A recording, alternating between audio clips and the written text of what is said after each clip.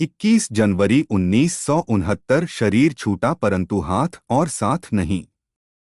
सभी अव्यक्त मूर्त हो बैठे हो।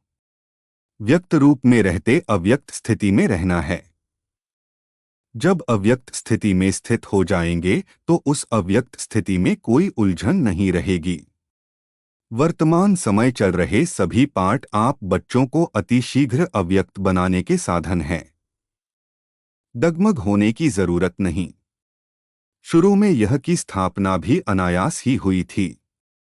जब आप शुरू में यज्ञ की स्थापना में आए थे तो आप सभी से निश्चय के पत्र लिखाए थे। यही निश्चय लिखाते थे कि अगर ब्रह्मा चला जाए तब भी हमारी अवस्था, हमारा निश्चय अटल रहेगा। वह निश्चय पत्र याद है? निश्चय उसको कहा जाता है जिसमें किसी भी प्रकार का, किसी भी स्थिति अनुसार विघ्न के समय संशय नहीं आता। परिस्थितियों तो बदलनी ही हैं, बदलती ही रहेंगी। लेकिन आप जैसे गीत गाते हो, ना बदल जाए दुनिया न बदलेंगे हम, तो ऐसे ही आप सभी निश्चय बुद्धि आज के संगठन में बैठे हुए हो। आपकी मम्मा आप सबको कहा करती थी कि निश्चय के जो भी आधार अब तक खड़े हैं वह सब आधार निकलने ही हैं और निकलते हुए भी उसकी नींव मजबूत है। अगर नींव मजबूत नहीं तो आधार की आवश्यकता है। आधार कौन सा? बाबा का आधार, संगठन का आधार, परिवार के नियमों का आधार नहीं छोड़ना। परंतु परीक्षा के समय जो सीन सामने आती है उसमें निश्चय तो नहीं टूटा। निश्चय अटूट होता है, वह तोड़ने से टूटता नहीं। ऐसे ही निश्चय बुद्धि गले के हार हैं। क्या ब्रह्मा आपका बहुत प्यारा है? था नहीं परंतु है। तो क्या वह नहीं कहा करते थे? बातें तो सभी बोली हुई हैं। समय पर याद आना ही तीव्र पुरुषार्थ है। याद करो। वह भी आप बच्चों को मजबूत बनाने के लिए कहते थे। बाप दादा ने बच्चों का इतना श्रृंगार किया है तो क्या बच्चे इतना श्रृंगारधारी नहीं बने हैं? एक दिन ऐसा समय आएगा जो इस बाप दादा के श्रृंगार को याद करेंगे। तो अभी वह समय है। पहले तो वह अपने को निरहंकारी, नम्रचित कहते हुए कई बच्चों को यह सुनाते थे कि मैं भी अभी संपूर्ण नहीं बना हूं। मैं भी अभी निरंतर देही अभिमानी नहीं बना हूं। लेकिन आपने अपने अनुभव के आधार से 3-4 मास के अंदर ध्यान दिया होगा, सन्मुख मिलने का सौभाग्य प्राप्त हुआ होगा तो अनुभव किया होगा कि यह ब्रह्मा अब साकारी नहीं लेकिन अव्यक्त आकारी रूपधारी है। कुछ वर्ष पहले ब्रह्मा छोटी छोटी बातें सुनते थे, समय देते थे, लेकिन अब क्या देखा? इन छोटी छोटी बातों को न सुनने का कारण क्या था कि यह समय निरंतर याद में बीते। क्या आप बच्चों ने उनके तन द्वारा कभी नोट नहीं किया कि उनके मस्तक में सितारा चमकता हुआ नजर आता था? अव्यक्त स्थिति में जो होंगे उन्होंने अव्यक्त मूर्त को जाना, पहचाना। जो खुद नहीं अव्यक्त अवस्था में रहते थे उन्होंने अमूल्य रतन को पूरी रीति नहीं पहचाना। अभी भी स्थापना का कार्य ब्रह्मा का है, न कि हमारा। अभी भी आप बच्चों की पालना ब्रह्मा द्वारा ही होगी। स्थापना के अंत तक ब्रह्मा का ही पाठ है। अभी आप सभी बच्चे सोचते होंगे कि ब्रह्मा द्वारा पढ़ाई कैसे होगी। यूं तो वास्तव में अवस्था के प्रमाण कैसे, क्योंकि क्वेश्चन उठना नहीं चाहिए।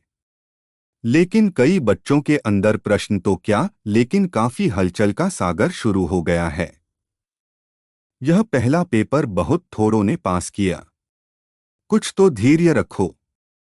जब अविनाशी ज्ञान है, अविनाशी पढ़ाई है, तो फिर यह प्रश्नों की हलचल क्यों? फिर भी उसी हलचल को शांत करने के लिए समझा रहे हैं। क्लास जैसे चलती है वैसे ही चलेगी। क्या सुनाएंगे? जो ब्रह्मा का तन मुकर है तो मुरली उसी के तन द्वारा जो चली है वही मुरली है। और संदेशियों द्वारा थोड़े समय के लिए जो सर्विस करते हैं उनको मुरली नहीं कहा जाता है। उस मुरली में जादू नहीं है। बाप दादा की मुरली में ही जादू है।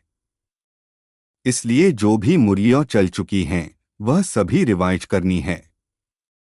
जैसे पहले पोस्ट जाती थी वैसे ही मुख्य सेवा केंद्र पर आबू से जाती रहेगी।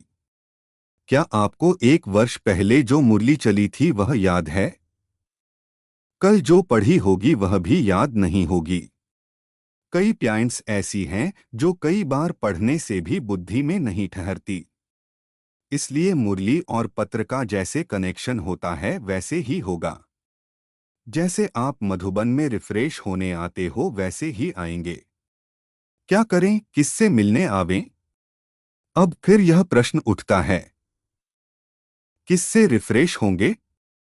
जो लकी सितारे हैं अर्थात जो निमित्त मुख्य हैं उनके साथ पूरा संबंध जोड़कर जो भी आपके सेवा केंद्र की रिजल्ट है, समस्याएं हैं, जो भी सेवा केंद्रों की उन्नति है, जो भी नए नए फूल उस फुलवाड़ी से खिलते हैं, उनको भी संगठन का साक्षात्कार कराने मधुबन में ले आना है।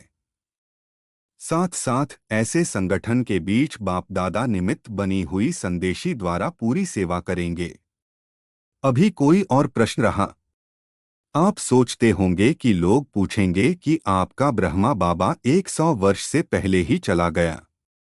यह तो बहुत सहज प्रश्न है, कोई मुश्किल नहीं। 100 के नजदीक ही तो आयु थी। यह जो 100 वर्ष कहे हुए हैं यह गलत नहीं है। अगर कुछ रहा हुआ है तो आकार द्वारा पूरा करेंगे। 100 वर्ष ब्रह्मा की स्थापना का पाठ है। वह तो 100 वर्ष पूरा होना ही है, लेकिन बीच में ब्रह्मा के बाद ब्राह्मणों का जो पाठ है वह अब चलना है।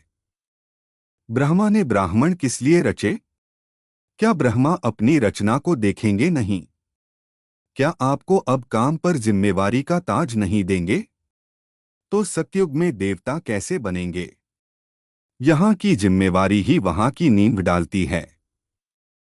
इसलिए जो भी आप बच्चों से प्रश्न करते हैं उन्हें यही उत्तर दो कि ब्रह्मा की स्थापना तो चलनी ही है। अभी बच्चों की पढ़ाई का समय बिल्कुल ही नजदीक है। यह तो हरेक मुरली में मम्मा के बाद इशारा दिया है। क्या पेपर में तिथि तारीख बताया जाता है? जो पहले से ही बताया जाए उसको क्या पेपर कहेंगे? पेपर वह होता है जो अचानक होता है। किसके मन में जो होता है वह अचानक नहीं होता है। रिजल्ट में क्या देखा? पूरे पास नहीं हुए। कुछ न कुछ कमी एक एक में देखी। फिर भी बहुत अच्छा, क्योंकि समय पुरुषार्थ का है। उस प्रमाण रिजल्ट अच्छी ही कहेंगे। बाकी तो बाप दादा दोनों ही एक बात पर खुश थे। वह कौन सी? बच्चों ने संगठन और स्नेह दोनों का सबूत दिया। ब्रह्मा वतन से देख रहे थे कि कैसे कैसे कोई आता है, कब कब आता है, किस रुहाब से आता है, किस स्थिति से मिलते हैं। यह भी रिजल्ट बाप दादा दोनों ही इकट्ठे देखते रहे। तो हर एक खुद को देखे और खुद में जो कमी हो उसको भरे। बाकी आज से सभी के लिए कौन निमित्त है? वह तो आप जानते ही हैं। दीदी तो है, साथ में कुमार का मददगार है। जैसे और सभी लिखाप भी चलती थी वैसे ही हेड क्वार्टर से चलती रहेगी। यह दोनों आप सभी की देखरेख करती रहेंगी। अगर आवश्यकता हुई तो आप सभी के सेवा केंद्रों पर चक्कर लगाती रहेंगी। लेकिन अब का पेपर क्या है? यह तो अचानक पेपर निकला, परंतु जो आने वाला पेपर है वह बताते हैं। अब एकमत, अंतर्मुख और अव्यक्त स्थिति में स्थित होकर संबंध में आओ। यही बाप दादा जो पेपर बता रहे हैं उसकी रिजल्ट देखेंगे। पिछाड़ी के समय ब्रह्मा तन द्वारा जो शिक्षा दी है वह तो सभी ने सुनी ही होगी और याद भी होगी। आज के दिन इस संगठन के बीच कुछ देने भी आए हो तो कुछ लेने भी आए हो, तो जो लेंगे वह देने के लिए तैयार हैं।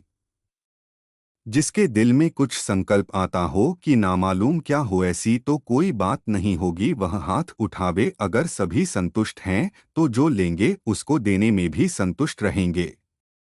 दो बातों का आज इस संगठन के बीच दान देना है। कौन सी दो बातें? एक मुख्य बात कि आज से आपस में एक दो का अवगुण न देखना, न सुनना, न चित्त पर रखना। अगर कोई बहन या भाई की कोई भी बात देखने में आए तो निमित्त बने हुए जो हैं उनके द्वारा उनको इशारा दिला सकते हो। दूसरी बात, कई लोग आपके निश्चय को डगमग करने के लिए बातें बोलेंगे, आवाज फैलेंगे कि अब देखे यह संस्था कैसे चलती है। लेकिन उन लोगों को यह मालूम नहीं कि इन्हों का आधार अविनाशी है। दूसरा, यह भी ध्यान में रखना कि कोई भी हिलाने की कोशिश करे तो जैसे आप बच्चों का कल पहले का गायन है, अंगद के समान पाँव को नहीं हिलाना है। ऐसे निश्चय बुद्धि अडोल, एक रस ही, जो आने वाले लास्ट पेपर हैं उसमें पास होंगे। और ही ब्रह्मा द्वारा जो इतने ब्राह्मण रचे हैं, तो क्या बाप के जब बच्चे बड़े हो जाते हैं तो बाप रिटायर नहीं होता? अब ऐसे समझो कि बाप रिटायर अवस्था में भी आपके साथ है। आप बच्चों को कार्य देकर देखते रहेंगे। शरीर छूटा परंतु हाथ साथ नहीं छूटा। बुद्धि का साथ हाथ नहीं छूटा। वह तो अविनाशी कायम रहेगा। यह दो बातें जो सुनाई, एक डगमग न होने का दान देना है, दूसरा अवगुण न देखने का दान देना है। अगर सभी बच्चे यह ध्यान दे जबकि संकल्प कर चुके अर्थात दे चुके, संकल्प की हुई चीज कभी वापस नहीं ली जाती। अगर माया वापस लेने की कोशिश कराए भी तो यदि अपने ऊपर जांच होगी तो पास हो जाएंगे। अभी एक और बात आप सबके ध्यान पर दे रहे हैं। बाप दादा की लास्ट मुरली में जो शिक्षा मिली है कि यह ध्यान दीदार ज्यादा चलाना समय व्यर्थ गंवाना है, इसलिए यह नहीं होना चाहिए। ऐसे न हो संदेशियों द्वारा सेंटर पर जो पाठ चले उसे आप चेक न कर पाओ। इसलिए यह निमित्त बनी हुई दीदी और कुमार का जिस संदेशी को मुकर करेगी उन्हों के द्वारा डायरेक्शन मिलेंगे। इस पाठ के लिए भी यह जिसको निमित्त बनाएंगी उस द्वारा ही रहस्य स्पष्ट होंगे। जैसे पिछाड़ी की मुरली में यह भी डायरेक्शन था कि भोग के समय बैकुंठ आदि में जाना व्यर्थ समय गंवाना है, क्योंकि यह घूमना फिरना अब शोभता नहीं। अब तो निरंतर याद की यात्रा और जो शिक्षा मिली है उसे प्रैक्टिकल लाइफ में धारण करने का सबूत देना है। अगर ब्रह्मा बाबा के साथ स्नेह है तो स्नेह की निशानी क्या है? स्नेह यह नहीं कि दो आंसू बहा दिए, परंतु स्नेह उसको कहा जाता है जिस चीज से उसका स्नेह था उससे आपका हो। उसका स्नेह था सर्विस से, पिछाड़ी में भी सर्विस का सबूत दिया ना, तो स्नेह कहा जाता है। सर्विस से प्यार, उसकी आज्ञाओं से प्यार। बाकी कोई भी ऐसा न समझे कि ना मालूम बिना हम बच्चों की छुट्टी के साकार बाबा को वतन में क्यों बुलाया। लेकिन छुट्टी दिलाते तो आप देते। इसीलिए ड्रामा में पहले भी देखा कि जो भी गए छुट्टी लेकर नहीं गए। इसलिए यह समझो कि ब्राह्मण कुल की ड्रामा में यह रस्म है। जो ड्रामा में नूंधी हुई है वह रस्म चली। यूं तो समझते हैं कि आप सभी का बहुत प्यार साकार के साथ था नहीं है भी। प्यार नहीं होता तो इस सभा में कैसे होते? साकार में फॉलो करने के लिए इनका ही तन था तो प्यार क्यों नहीं होगा? स्नेह था और है भी। यह बाप बच्चों की निशानी है। इससे साकार भी वतन में मुस्करा रहे हैं। बच्चों का स्नेह है तो क्यों मेरा नहीं? लेकिन वह जानते हैं कि ड्रामा में जो भी पार्ट होता है वह कल्याणकारी है। वह विचलित नहीं होते। वह तो संपूर्ण अचल अडोल स्थिर था और है भी। लेकिन आप बच्चों से 1000 गुना स्नेह उनमें जास्ती है। अब स्नेह का सबूत देना है। यह भी एक छिपने का खेल है। तो विचार सागर मंथन करो, हलचल का मंथन न करो। जो शक्ति ली है उनको प्रत्यक्ष में लाओ। भारत माता शक्ति अवतार अंत का यही नारा है। सन शोज फादर ड्रामा की नूंद कराएगी। साकार बाबा ने कहा मैं बच्चों से मिलन मनाने आऊंगा। अगर आज आ जाता तो बच्चे आंसू बहा देते।